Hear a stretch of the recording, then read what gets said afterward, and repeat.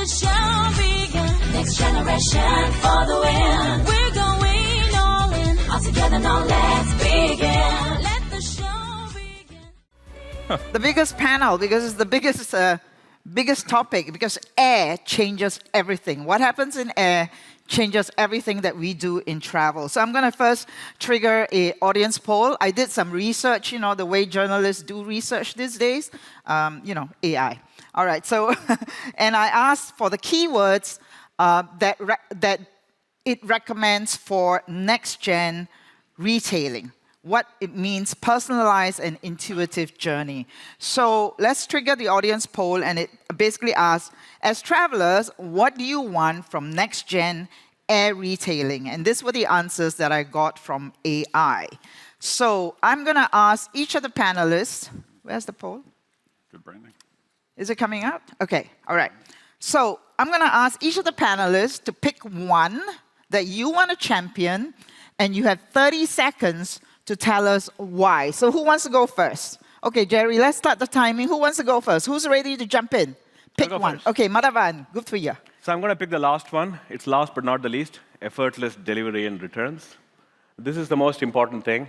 So retailing, the most important thing to get the customer's trust, they should be able to return the product and get service on the product. So it's absolutely pivotal for retailing. All right.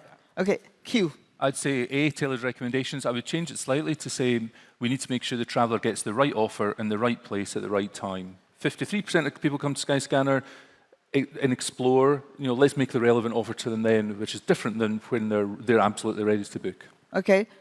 Ross. Yeah, I'll go for D. D? OK. Flight shopping or travel shopping in general is still too complicated. There's too much friction. And I think virtual assistants powered by Gen AI are going to be a huge catalyst for making it easier and simpler. And I want that in my life. OK. Nadia? I'll go for E, effortless delivery and returns. E? Okay. For a lot of our mass travelers, if the returns were managed better, if they didn't have to make a choice, they would even book flights even more in advance. OK. All right. And Trevor, last but not least. I guess I get C then. Probably not the one I would have chosen, but I'm just going to go for the generations below us. It's probably going to be a lot more meaningful than maybe what we can realize. Augmented, did you say? Yes. C. OK, great. So really, the audience kind of agrees pretty in line with what you guys are saying. All right, so now we've determined what you are going to be champion. So Nadia, I'm going to start with you. Welcome to the WiT stage. I know you're pretty new to travel as well, so welcome into travel. And so AirAsia's tried to get into the OTA world for a while, right? You had a joint venture with Expedia, and now you got AirAsia MOVE. So you call this the era of the OTAs because consumers want more choice. Right? And so what do you know about running an OTA now that you wish you'd known when you first started in October last year? Thank you so much. It's amazing being here. And I'm just clocking a year now with MOVE, AirAsia MOVE. So yes, I would say, Siew, that I know nothing. And I think that is actually an advantage because this is the 7th category that I'm working in. And what I've realized about myself is the year one is buzzing with learnings and ideas. And by year 3, we are more hooked onto, I'm hooked more onto my own ideas than the customers. So there are 2 dimensions that I've learned a lot on. One is on the customer front. So my first interaction was not the P&L, was not the team. It was a traveler that I was sitting with. And I asked her, can you show me your phone? And there were a lot of OTA apps over there. And I asked them, what do you call this? And she said, it's my booking apps. And I said, do you know what an online booking agent is? She said, no. I said, do you know that this is called an online booking agent? And they're like, that's almost like you tell me that Choppy is my online shopping agent, but actually it's just online shopping. Where's the agent part of it? There's no facilitation. I choose what I want, and if I browse better. So that's the first reality check, that we may call ourselves online travel agents, but really the service part on the agent part is missing. The other thing that I realized also was the huge, huge class divide. And the class divide is even stronger than the cultural divide. So middle-income customers and travelers are more similar in ways across the region than within the classes. And I think that narrative is actually missing in most of our discussions. So a recent one has been on the carbon taxation that we are talking about. And everybody is looking at solving for the carbon taxation in terms of adding it like a GST. But really, that doesn't work because the GST is applied equally. Me versus anybody else. So what happens is that the affluent customers and travelers, they get away. What it's doing is it's stopping the masses from coming. We talked about tourism. It's the same thing happening. Why not have an approach similar to how progressive taxes happen, how progressive our electricity bills are? So a person who's traveling more often should be paying more taxes versus stopping the regular masses from traveling even their one trip in a year. So that was my first observation about the category, which I didn't realize before.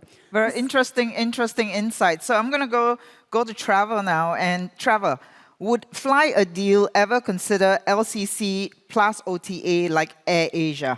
No. All right. Maybe I expand on that as well. No, you don't have to. But we're not 7 why. years old. You guys are 30 years old as well. For us, trying to be everything for everyone, like the airline, the hotel provider, the transport provider, the travel agent, it just takes our focus away from low unit costs. So we're happy where we are at the moment. Right, so you can actually stay focused on cost, as Michael Colley was saying. Okay, Hugh, I mean, Skyscanner, you've pursued several different flavors of facilitated, assisted booking. John yesterday said, no way are you going into booking, you're staying true. What did you learn from that exercise that made you say, okay, you know, we're going to step back from that? Yeah, no, absolutely. A lot. You know, I think if we come back to why we did facilitated booking, and we also started doing our own branded booking experience as well, and we had various iterations of that. We learned a lot. And the reason we did it was we saw conversion being higher. So we have a real value, which is traveller first. So everything we do is about how do we improve delivery and the service for the traveller. And when we saw that we hosted the booking, we saw conversions go higher. So that's why we did it, first and foremost. Now, what we saw was airlines getting an awful lot better at their booking funnel, and particularly their mobile booking funnel. So we saw conversions really not being any higher when they book in Skyscanner than that. So and also we saw airlines who are iterating their shopping funnel continually. And keeping up with that, for us we could, but the airlines would have to be coming to us and saying, we need you to change this. So we learn a lot about, you know, so that became harder and harder to do. And we felt ultimately for the traveller, we're not delivering any more value. And a lot of our airlines were like, we don't really like you doing that. We want you to focus on what your core is, which is delivering great deals and great choice to the traveller. So over 50% of travellers come to Skyscanner not knowing where or when they want to go somewhere. So our focus is really upper funnel, helping inspire and helping travellers decide where they want to go, and then seamlessly passing them off to our partners as easily as possible on whatever platform the traveller is choosing. So conversely, we have Ross here, who is ditching meta search to get in. I'm using it sort of dramatically, but you're moving into transactions. And so why are you doing that? Is it because you've lost the fight to Google Flights? And then now you're getting into corporate travel too. So are you copying Kayak?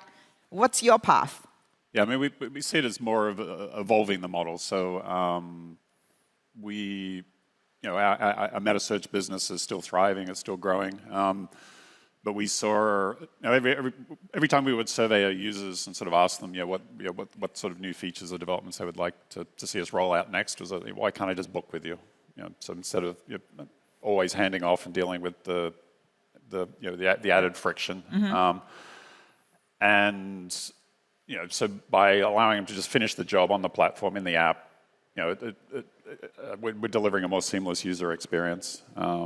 And from the point of view of our partners, whether they deal with us B2C or B2B as suppliers, you know, they still end up with the booking. So nobody's walked away from the platform. It's going fine. And as to corporate, you know, I think we're more inspired by some of the next gen, you know, booking solutions, you know, Navan, Travel Perk, but we think there's some good ideas there. We've added some of our own, and we're sort of localizing it for the sort of the MENA and APAC region.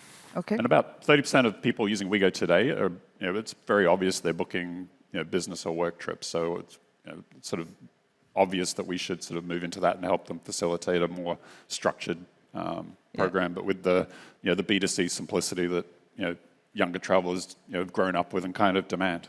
Right. Especially we're seeing a lot more blended travel, aren't we? Like leisure people traveling for corporate as with its audience. So Madhavan, I mean, all these changes going on in the area of retailing, and everybody always saying, the role of GDS always been questioned. Are you really necessary? Is it less or more necessary now with all the turbulence that's going on in air retailing? I think it's, well, what am I going to say? I'm going to say it's more necessary. Okay. But let me start by talking about a customer, right? So very exciting month this month. So our newest customer this month is Riyadh Airlines. This is the airlines of tomorrow. They are a digital native airline. And they don't want a system that is based on booking classes and step-based pricing for retailing. And they partnered with Sabre. And we are very excited to launch a Mosaic platform. There is AI in the word Mosaic, but actually that is kind of a play. We have created a new suite of retailing solutions for airlines, and we call it as Mosaic. Riyadh is one of our very exciting customers. They operate in a very competitive landscape in the Middle East, and they have very, very aggressive targets by the kingdom to meet, and we are excited to partner with them. On the other end of the spectrum, Virgin Australia, they are also using Sabre Mosaic. So we are very, very happy. We think it's an exciting time to be reinventing travel, to be reinventing retail, the offer and order management systems. And there's a lot we are doing to take that onto the distribution side. And we'll talk more about that. Yeah. So everyone is being forced to up the game, basically, right? Because consumers, we heard yesterday, are just getting so much more aspirational, but at the same time, way more demanding. So everybody here is having to up the game. So Nadia, can I ask you, in your AirAsia MOVE now, what percentage of your flights are AirAsia flights? What percentage of transactions? So I can share with you, of the total transactions that happen on MOVE, 75% of them are AirAsia only flights. 75% are AirAsia only flights. Okay. So how do you compare and contrast what's involved in running an LCC e-commerce operation, right? Running an airline, which Michael has said like is super hard, right? And you can go off, and versus running a full-blown OTA. So look, there's a segment that we are addressing. It's not all segments. So for us, MOVE is a platform that is there to serve the needs of mainstream travelers. So what is coming from the LCC part is the value part and how good we are at doing ancillary. So for us, we understand our customers really well. So 60% attach rate on ancillary for the airline. We're able to generate 12% additional revenue per booking just through these ancillaries. So that we will continue to do. However, for our customers, they are requiring more choice in terms of timings and schedules, which a lot of other airlines can do a good job as well. So we want to offer them the same facilities that we offer AirAsia. And we've proven the model on ancillary, which is really important for them. And also for hotels, so creating deals with hotels in which the entire package will come out to be 20% less. And on top of that, sharing the hotel commission together with the airline as well. So these are some of the things that we are doing differently. So value customer segment, making sure that airlines get a part of the pie, because the pressure is pretty significant on revenues, and we do not want base fares to go up.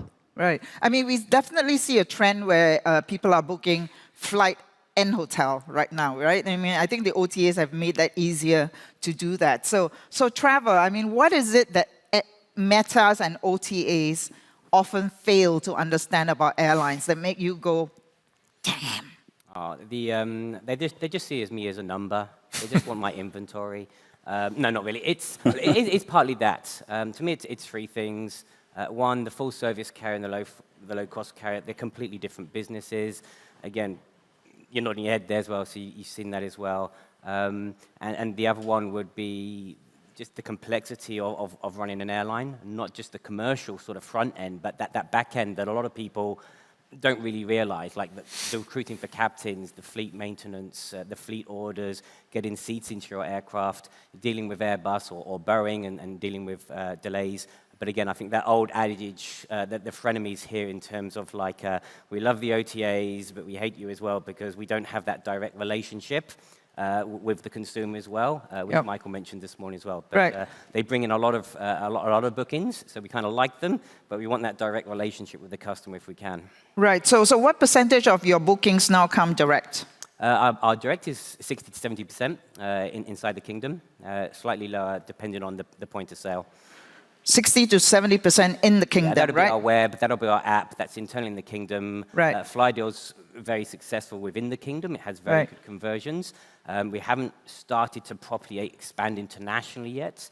And again, that's where we've got to get our distribution strategy right. And again, we're not going to get, if I'm going to India or Bangladesh, the average person in India is not going to come to the flyadeal website or app. Then we're going to be relying on the big sort of overseas OTAs. Okay. We're going to rely on GDS. Yeah, so as you expand internationally, you're going to need to work with parties that reach more customers than you can, right? Okay.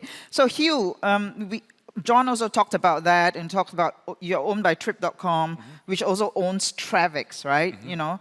So is it enough that Skyscanner does the job of driving bookings for the OTA brands in the group rather than trying to close the loop yourself? I mean, is that all you are as a customer acquisition engine for the Trip.com brands? No.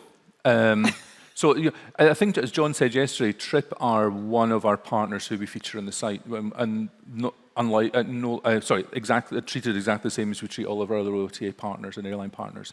And I think for us, we are very, very clear. Our job for our travelers is to help them find great deals, give them the choice, get accurate results quickly, and then make it as simple as possible for them to then discover and then redirect to then go and make a booking. So that's for travelers. For our partners, our job is also very clear.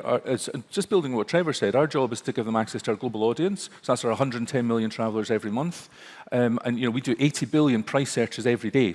So we're providing 80 billion offers to travelers every single day. So we give airlines like flyadeal and AirAsia access to our global audience. And then it's to promote their brand to them. And this is to our airlines and our OTAs, help promote their brand, their services, their product, and then provide them a seamless booking experience. The final bit, which we're doing with more and more of our partners, OTAs and airlines, is what is the data we have? What do we know about the traveller and the cohort of travellers and search behaviour of travellers that can help the airline make relevant and right offers and let our OTAs tell her the offers we're doing? And that's, I think, where, if I think about the conversations I used to have with airlines when we were doing facilitated booking and the ones I'm having now, they're night and day. And the conversations now are all about how can we help you make better decisions? How can we be a smarter partner for you? And we do that with all of our partners. Trevor, does he give you, not personally, but does he give you customer data? Yes. Oh, yes, sorry. they do. Yes. Okay. All right. Started working very closely together in the last couple of months. All right. Okay. Ross, so Wego's built a strong business in Middle East, so-so in Southeast Asia, maybe? Work in progress. All right. To really compete, though, you need funds and scale, right? And so you're coming up against Skyscanner. Skyscanner calls itself the world's travel search engine. And then you got Trip, Expedia, Booking, everyone getting into flights. Yeah, wow. So how do you compete? So the Middle East is the sort of the core of Wego's business. Is about 100 million people with our mobile app installed, and we're sort of expanding out from there into adjacencies and into connected parts of the world, including Southeast Asia. In our industry, we compete and partner. Everybody on this stage is a partner of some flavor, for us. I think we compete by being a little bit scrappier. We're smaller than some of the big guys, which enables us to move faster, to iterate. I think a lot of the new technologies we've suddenly got available to us in the last couple of years are becoming a bit of a leveler. So, so in some ways, huge global platforms and scale, as lady from Booking was talking about yesterday, right? It's something that can slow you down, right? So so you can be more nimble and take advantage of the current new technology, right? So I'm going to ask you for either or, right? Which will have the bigger impact on next-gen retailing, either or? AI or AR? AI. AI. AI. AI. All of you are agreeing. I thought you were going to say AR. Okay. Wait, AR or VR? Augmented or virtual? Oh, augmented. Yeah, augmented. Augmented. I think in travel, real is going to be really important. Can you put your microphone? I think in travel, the real experiences Real. are going to be Okay, really, really real. important. HR, human rail. All right, okay. Sustainability or price? Price, sorry. It's both price, long and short term. So basically, it is going to be price. It's just that the way people will balance is going to be the long term will also start playing in. Sustainability and price. Both. Price. Price. Price. Deal, but I think there's a generational thing here, Hoon. I think deal, but I think for the generation who are growing up ingrained in them through education about sustainable choices, I think sustainability more and more. I thought what Michael Colley said this morning was really fascinating on sustainability. And I think, yeah, sustainability more, but it's almost a generational change. Right. Okay, China or India? India. India? India. India. India? China. China? Oh, India. Yeah. India, all right. So India's a hotspot. Okay, voice or video? Video. Video? Video. Video? Video. Video? Voice. Voice. Voice. Okay, we got 2 voices. All right. So let's go to Madhavan. I mean, Sabre, you signed a partnership with Google, lots of PR around that, you know, in 2020. And you claim that AI has the potential to generate over 28 billion in global revenue, and that 74% of travel organizations are revising their strategies to incorporate AI. So can you point to one specific feature, or is that just kind of PR, or you know, one specific feature that you've launched for travel agents? I'll get very specific, Yuhan. There are a lot of AI capabilities we are embedding into our products, but I'm going to touch on one use case. A lot of us are business travelers here. So when we book travel, at least in my case, 3 out of 5 times, I send an email to my corporate travel agent to change the booking, and I have a request. So here we have a solution which our largest TMCs are using. It's a very high efficacy solution. 2/3 of the emails are processed by an AI microservice. And 98% of the time, the microservice is actually able to create a response to those emails. Not just a response, we use a large language models, and we also use our shopping to figure the right solutions or options in response to the emails sent by the corporate travelers. Yeah. Saves 20% reduction in terms of cost and time to service the requests. So we think that's a very practical use case. That's just one example of many. Yeah. Efficiency and productivity is so important for people to be managing costs. Okay, so we got to rush to the departure gate now. So I want to say first word that comes to mind. First word that comes to mind when I say subscriptions. ASEAN Explorer Pass. 7th of November, that's when we go live. 7th November. Ross, Skyscanner. Scottish. Scottish, okay. Wego. Tenacious. Madhavan, travel agents by 2030. Intelligent. Intelligent. Intelligent, okay. Nadia, trip.com. Partner. Partner. Okay, partner. All right. Ross and Hugh predict, by when do you think we will have a meta search for space flights? I think I will be in a galaxy far beyond by the time we have that soon. Actually, I think we added it about 20 years ago when Virgin Galactic was first done just as a PR stunt. Yeah, Who needs a I think meta we all search? did, yeah.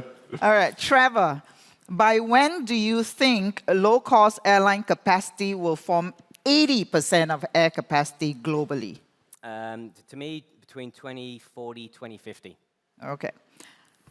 Madhavan, by when do you think we will get to 100% online travel distribution?